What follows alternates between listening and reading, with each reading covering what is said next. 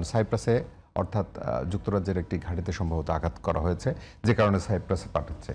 রিয়াদের ইউএস এম্বাসিতে আঘাত করেছে, আমি যেটি বলছিলাম। তার মানে এই যুদ্ধের যে ব্যাপকতা এবং ট্রাম্পের যদি আপনি কথা, গতকালকেই যেটা আমরা বলছিলাম যে এখনো মূল আক্রমণ হয় নাই, তার মানে সামনের দিকে আরো ভয়াবহ। ইরানের পক্ষ থেকেও বলা হচ্ছে যেহেতু এটি আত্মরক্ষার বাধ্যতামূলক যুদ্ধ, কোনো উপায় নেই তো ইরানের জায়গা থেকে, তারাও এই প্রতিরক্ষা ব্যবস্থা দীর্ঘমেয়াদী করবে এবং তাদের রণকৌশল কিন্তু ভিন্ন মাত্রায় এবারে পরিচালিত হচ্ছে। সামগ্রিকভাবে যুদ্ধটা আসলে মানে প্রলঙ্গিত হচ্ছে, আপনি কি মনে করেন? ধন্যবাদ আপনাকে, ধন্যবাদ সহ-আলোচক মহোদয়কে, সাথে সাথে ধন্যবাদ জানাচ্ছি গাজী টেলিভিশনের সমস্ত দর্শক শ্রোতা সবাইকে, সাথে সাথে যারা কলাকুশলীতে আমাদের সাথে রয়েছেন তাদেরকেও ধন্যবাদ। আপনি যে কথা বলছিলেন সে বিষয়ে যদি আমরা বলি তাহলে যুদ্ধটা আসলে প্রলম্বিত হওয়ার যথেষ্ট আশঙ্কা রয়েছে, সম্ভাবনা বলবো না, আশঙ্কা রয়েছে। এবং এই যুদ্ধ প্রলম্বিত করলে ইরানের দিক দিয়ে কৌশলগতভাবে লাভ হতে পারে, কারণ ইরান তো যুদ্ধ করেনি, শুরু করেন, যুদ্ধ তার উপর চাপিয়ে দেওয়া হয়েছে। যখন যুদ্ধ চাপিয়ে দেওয়া হয়েছে তখন তাকে স্বাভাবিকভাবে তার অস্তিত্ব রক্ষার জন্য, তার স্বার্থ রক্ষার জন্য, তার সমস্ত সবকিছু টিকিয়ে রাখার জন্য যুদ্ধটা করতে হচ্ছে। এখন এই যুদ্ধ যখন করতেই হচ্ছে তখন তাহলে শুধুমাত্র এইরকম আর করার দরকার নেই, এটা ইরানেরই চিন্তা বা সিদ্ধান্ত। এবারও 2 দিন 3 দিন যুদ্ধ করলাম, একটা যুদ্ধবিরতি হলো, আবার কিছুদিন পরে আবার তারা আসলো, আবার যুদ্ধ করলাম, এইভাবে আর করতে চায় না ইরান।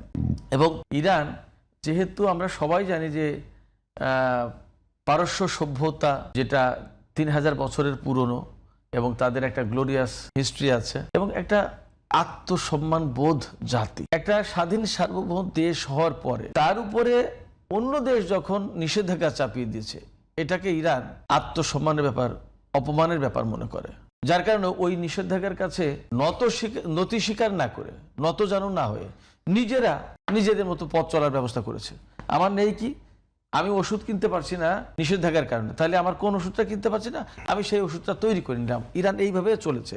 তার মানে যারা নিষেধাজ্ঞা দিচ্ছে, যারা চাপ সৃষ্টি করছে, যারা অপমান করার চেষ্টা করছে, যারা তাকে আটকে দেওয়ার চেষ্টা করছে, তার কাছে নত জানু না হয়ে, নতি স্বীকার না করে সে নিজের স্বাবলম্বী হওয়ার পথ খুঁজে নিচ্ছে।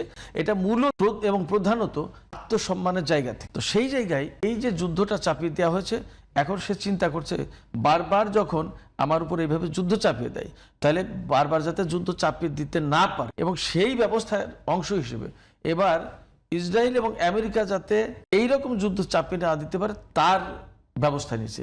সেই জন্য আঞ্চলিক যত মার্কিন সামরিক ঘাঁটি আছে প্রত্যেকটা ঘাঁটিতে আঘাত করেছে এবং সিভিয়ার আঘাত করার চেষ্টা করেছে, অলরেডি হয়েওছে। আমরা এরই মধ্যে গণমাধ্যম কল্যাণে জানি যে বাহরাইনে 5ম নৌ ঘাঁটি একেবারেই শেষ। কাতারে সেন্ট কমান্ডের যে হেডকোয়ার্টার আছে, আলুদেদ ঘাঁটি যেটা মধ্যপ্রাচ্যের সবচেয়ে বড় মার্কিন এয়ারবেস, সেটা ধ্বংস করে দিয়েছে মোটামুটি ভাবে, আমরা খবর পাচ্ছি। যা সৌদি আরবে আরামকোর, এর ভিতরে আরামকোর ব্যাপারটা ভিন্ন। কুয়েত, সৌদি আরব এবং সংযুক্ত আরব আমিরাতে মার্কিন দূতাবাসে হামলা হয়েছে। তার মানে দাঁড়াচ্ছে যে এখান থেকে শুধুমাত্র সামরিক স্থাপনায় হামলা না, মার্কিন যত স্বার্থ আছে তার প্রত্যেকটি বৈধ টার্গেট।